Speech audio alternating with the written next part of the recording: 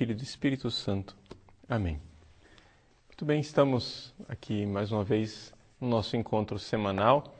Essa semana, mais uma vez, vai ter que ser gravado, porque estou em uma de minhas viagens, então não me encontro em Cuiabá.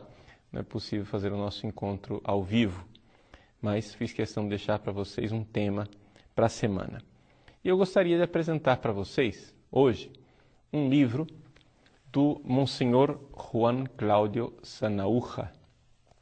É um sacerdote que é jornalista, doutor em teologia, que tem se dedicado muito ao estudo dessa realidade da nova ordem mundial, né? E nós temos a graça de ver publicado no nosso país um livro dele, Poder Global e Religião Universal.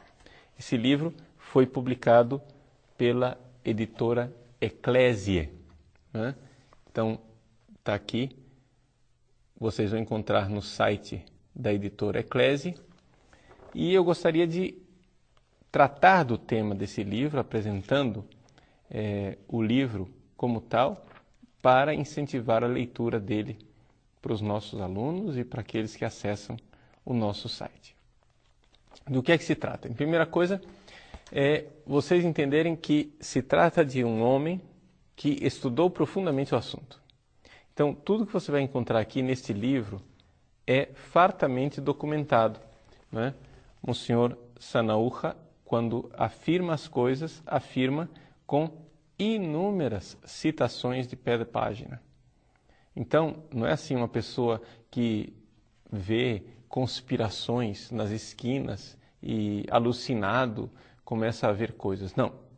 Ele fala, afirma e mostra os documentos do que ele está afirmando, não é?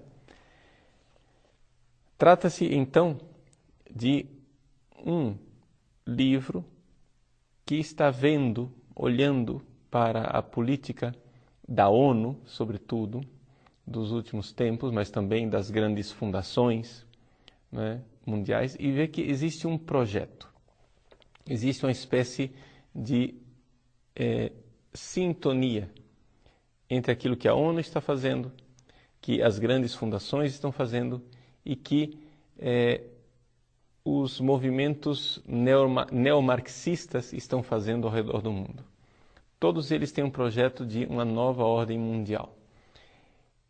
E esse projeto de nova ordem mundial, ele desemboca numa religião. Uma religião que não tem dogmas, né? É uma religião do relativismo, mas que tem palavras-chave, que são quase que, digamos assim, simplesmente slogans que são jogados, como paz, solidariedade, justiça, fraternidade, etc. e tal.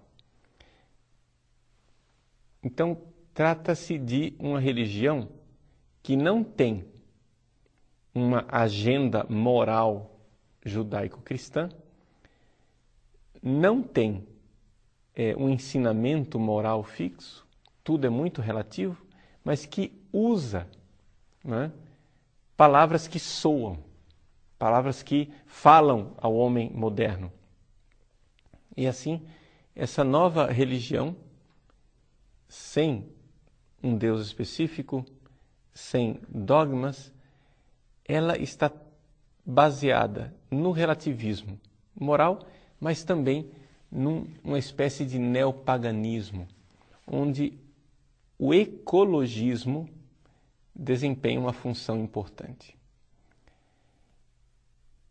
O Monsenhor Sanaúja coloca com clareza que dois grandes garotos propagandas dessa nova religião são os teólogos que se apresentam como teólogos católicos, embora não o sejam, Hans Küng e Leonardo Boff.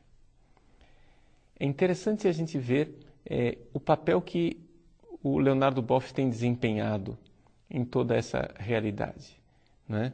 Ele faz afirmações claríssimas, né, apoiando a Carta da Terra, né, esse documento que na realidade, implanta esse paganismo onde nós temos uma visão de mundo completamente diferente da visão de mundo que nós cristãos costumamos ter. Nós cristãos cremos que Deus criou o mundo e pôs o homem no mundo como a principal criatura. Nós somos aqueles que devem crescer e dominar a terra, claro que no respeito, né, à criação de Deus. Então, para nós cristãos, como é que nós vamos conter o furor, né, do ser humano diante da necessidade da ecologia, diante de uma natureza que padece? Bom, nós vamos conter o homem colocando o homem debaixo de Deus, né? Então, para nós cristãos existe uma hierarquia muito clara. Deus está acima, o homem está abaixo e mais abaixo está a natureza, a criação e, portanto, a ordem ecológica. O homem deve respeitar o plano de Deus, então por isso ele deve respeitar a natureza. Nesse neopaganismo relativista, que é uma religião sem dogmas e sem um Deus claro, o que acontece? Acontece que o homem torna-se o intruso da criação. O homem torna-se o intruso da natureza, na terra. Começa-se a falar de uma veneração da Mãe Terra. A Mãe Terra que padece, a Mãe Terra que sofre, que tem dores do parto, etc. E que o homem deve, então, respeitar a Mãe Terra, né? E o Leonardo Boff tem se prestado a isso. É interessante, um homem que, na nossa fantasia, digamos assim, na visão popular, quem é Leonardo Boff? Bom, Leonardo Boff é o defensor dos pobres, né? É o defensor da teologia da libertação, é o homem da justiça social, etc, etc. E agora ele se presta ao papel de ser o garotinho de recado das grandes fundações internacionais e da ONU. Ou seja, não estamos aqui falando de um pobrezinho oprimido, perseguido pelo Santo Ofício, como é a imagem que ele gosta de distribuir por aí. Nós estamos falando de um homem que está a serviço, voluntário e livre, obediente e submisso da nova ordem mundial, que quer nos colocar debaixo dessa grande obediência a esses novos caciques da nova ordem mundial. E assim também o nosso amigo Hans Küng, né? Ou seja, Hans Küng, teólogo que era católico e perdeu o direito de ensinar teologia católica, né?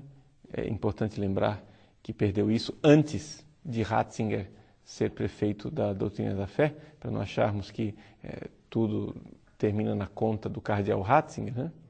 Pois bem, o Hans Küng, que não é teólogo católico, mas se apresenta, continua se apresentando como teólogo católico, ele coloca essa realidade da nova ordem mundial, né? E tem aí, inclusive, uma série de vídeos em que ele revê cada uma das religiões conforme esse novo dogma relativista, né? Ou seja, ele apresenta cada religião e tira daquelas religiões aquilo que ele pode sugar desses novos jargões: solidariedade, fraternidade, partilha, tolerância mútua, etc. e tal. Todos esses, digamos, essas bandeiras, esses slogans que dizem, mas não dizem.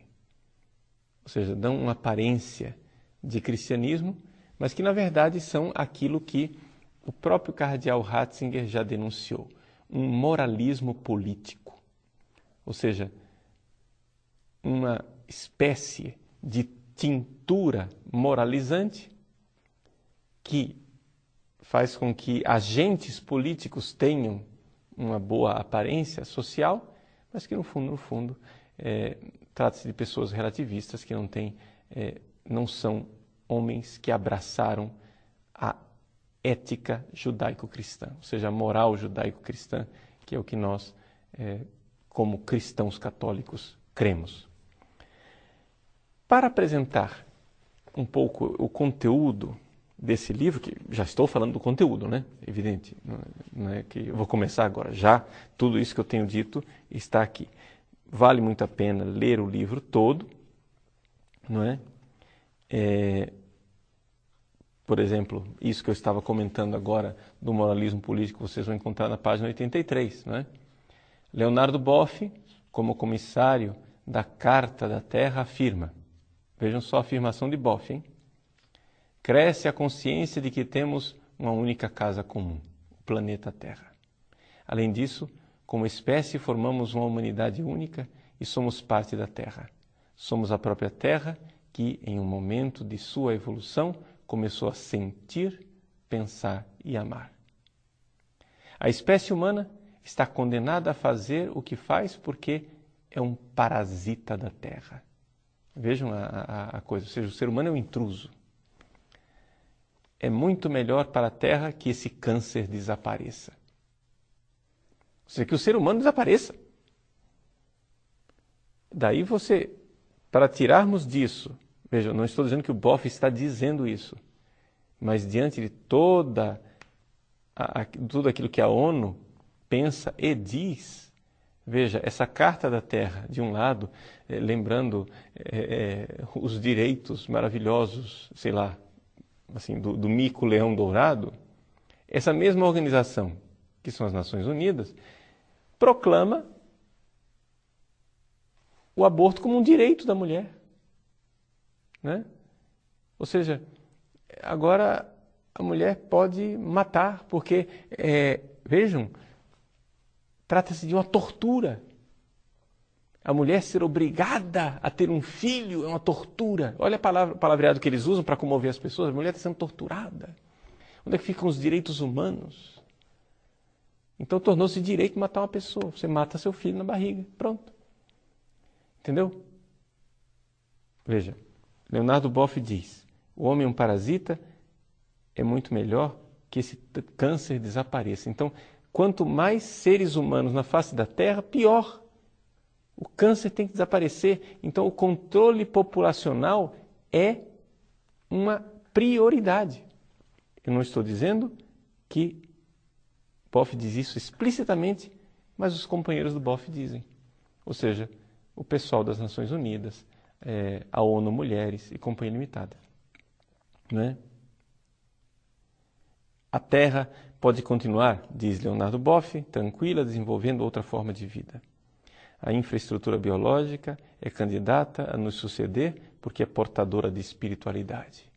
Ou seja, a humanidade tem que desaparecer e a infraestrutura biológica vai ser a nova espiritualidade. Mas, escuta, tem alguma coisa errada com a cabeça desse sujeito? Não é? As religiões abraâmicas são as mais violentas. Sabe o que é a religião abraâmica? É a sua religião, ou seja, o cristianismo, o catolicismo. Ou seja, os cristãos, os judeus e os muçulmanos são as mais violentas porque acreditam ser portadoras da verdade, como o Papa em Ratisbona. O que é necessário é a espiritualidade, não os credos e não as doutrinas. Muito bem, pronto. Então, qual é a religião do Leonardo Boff? A nova era. Entendeu? A nova religião, essa religião light, esse panfletário credo de slogans bom-mocistas, né? Que você fala de fraternidade, igualdade, solidariedade e ao mesmo tempo prega o extermínio da raça humana.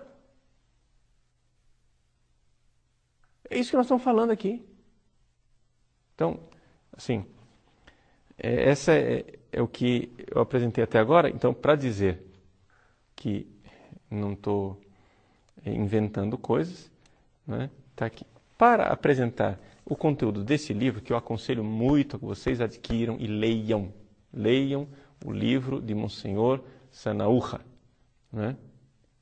É importantíssimo, é para nós fonte de documentação, de estudo, para sabermos o que está acontecendo no mundo. Ok? Para apresentar o conteúdo também desse livro, eu gostaria de usar aqui um discurso do Papa Bento XVI para termos um texto menor, né, que nós possamos investigar. Então, por quê? Porque apresenta a mesma matéria que está aqui no livro, inclusive é citado no próprio livro. É um discurso do Papa Bento XVI aos participantes do congresso promovido pelo Partido Popular Europeu. No dia 30 de março de 2006, esse discurso está à disposição no site do Vaticano. O Papa, ao falar para esses políticos cristãos, né, ele diz que existem valores que são não negociáveis. Ou seja, realidades que nós não podemos negociar. E aqui é importante você que acompanha o nosso site, você introjetar isto. Né? Existem 3 realidades, 3 pilares, digamos assim, que são os nossos focos de batalha nesta guerra cultural que está acontecendo.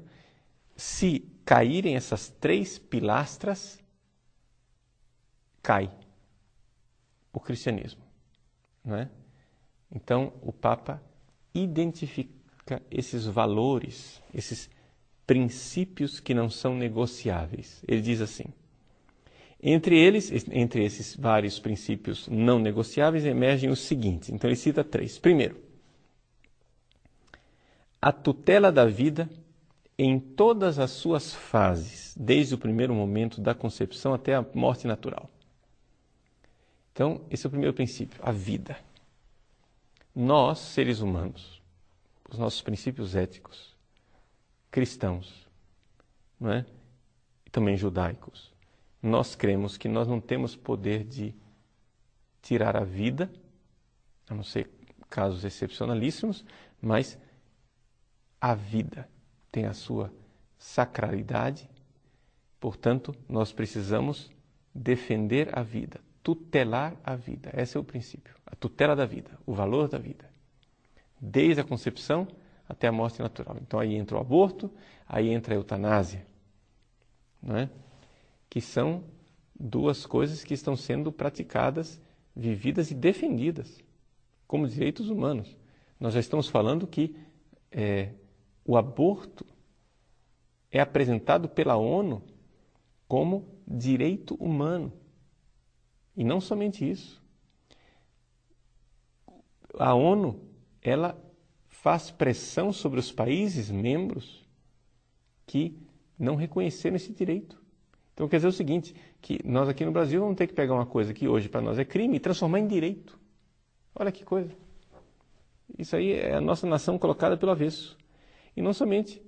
Nos outros países onde o aborto já é praticado há muitos anos, já se fala de morte assistida, de eutanásia. Não é? Então, é assim que o Papa disse. Isso daqui não tem negociação. Não tem esse negócio, nós temos que dialogar com o mundo moderno. Aqui não tem negociação. Nós não vamos aqui negociar, não vamos renunciar a isso. Iremos sempre tutelar a vida da concepção até a morte. Portanto, aqueles professores de moral, né, que se dizem católicos e questionam isso, estão se colocando numa posição muito delicada, porque estão enfrentando o Papa naquilo que o Papa está dizendo que é uma realidade que a Igreja jamais irá negociar. Número 2. O reconhecimento e a promoção da estrutura natural da família. Existe uma estrutura natural da família. A palavra natural aqui quer dizer projeto de Deus. Como união entre o homem e uma mulher baseada no matrimônio. E a sua defesa das tentativas de a tornar juridicamente equivalente a formas de uniões que na realidade a danificam e contribuem para a sua desestabilização, obscurecendo seu caráter particular e seu papel social insubstituível. É o Papa, então, falando da família, que constitui um homem e uma mulher no matrimônio. Quais são as alternativas a isso? As uniões esporádicas de homem e mulher, as uniões ou casamentos homossexuais, de homem com homem ou mulher com mulher, outras formas de não se reconhecer a família, formas alternativas de famílias, formas grupais de famílias, tudo isso, o Papa diz, isso não é a estrutura natural da família. Por uma razão muito simples. Nenhuma ideologia gay irá conseguir disfarçar a realidade de que quando um homem e uma mulher se unem sexualmente, dali nasce uma criança. Quando dois homens se unem, não nasce nada. Quando duas mulheres se unem, não nasce absolutamente nada. Essa é a estrutura do real, do mundo real. E esta união entre um homem e uma mulher deve ser estável, porque esta criança tem o direito de ter estavelmente um pai e uma mãe. Então, a união dos dois na criança demonstra que o pai e a mãe se unem de forma estável. Né? Eu sou a união eterna do meu pai e da minha mãe. Em mim estão meu pai e minha mãe unidos.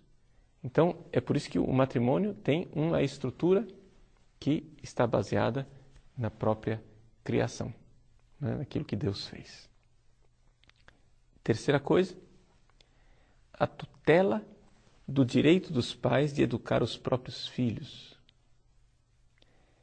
Ou seja, o fato de que nós é quem temos o direito de educar os nossos filhos e não o Estado, não a nova ordem mundial, não esta inteligência, essa classe de intelectuais que dizem o que é que nossos filhos vão aprender. Isso é uma coisa que as pessoas têm prestado pouca atenção. Mas vejam, por exemplo, que toda a estrutura escolar no Brasil está indo nessa direção. Ou seja, eles ensinam aos nossos filhos na sala de aula que o Estado é o benfeitor, é o Papai Noel que dá a Bolsa Família, etc. E que papai e mamãe é que são os criminosos. Se papai e mamãe triscar a mão em você, meu filho, você chama a polícia que o camburão vem buscar papai e mamãe. Então vejam, o Estado é o benfeitor que defende a criança desta instituição terrível chamada pai e mãe unidos numa família. Está entendendo? Então, logo dentro da nossa escola, os nossos filhos são ensinados a não considerar seriamente o que o pai e a mãe estão ensinando. Ou seja, o que papai e mamãe ensinaram é careta, é ultrapassado, não vale nada. O que vale é o que nós estamos ensinando para você. Então vejam como as coisas estão se tornando sérias e graves. Já está sendo implantado no nosso país. Então esses são os 3 pilares, né, que o Papa diz que são valores que não são negociáveis. E nós, cristãos, precisamos claramente lutar para sustentar essas 3 colunas. Você vai perguntar, padre, como é que nós vamos fazer isso? Bom, a primeira coisa, primeiro passo, que é o que nós estamos tentando fazer nesse site. O primeiro passo para a cura da doença é tomar consciência da doença. Ou seja, é o diagnóstico. É nós vermos que a vida está sendo atacada. Aborto, eutanásia. Que a família está sendo atacada. A união estável entre o homem e a mulher. Casamento gay, feminismo extremado e o abortismo, que é da primeira coluna, na verdade também afeta aqui a realidade do feminismo, da mulher que não quer mais ter filhos, acha que filho é uma desgraça, é uma coisa horrível. E terceira coluna, a educação dos nossos filhos. Nosso direito de educar os nossos filhos nos valores cristãos, sem que engenheiros sociais ou políticos venham nos dizer quais são os valores que nós iremos dar às nossas crianças. Então vejam essas 3 realidades que o Papa chama atenção, que Monsenhor Sanahúja também chama atenção e que nós precisaremos estudar. Então, mais uma vez, eu aconselho a vocês a aquisição desse livro e a leitura é de extrema importância e urgência. Poder Global e Religião Universal, de Monsenhor Juan Cláudio Sanahúja.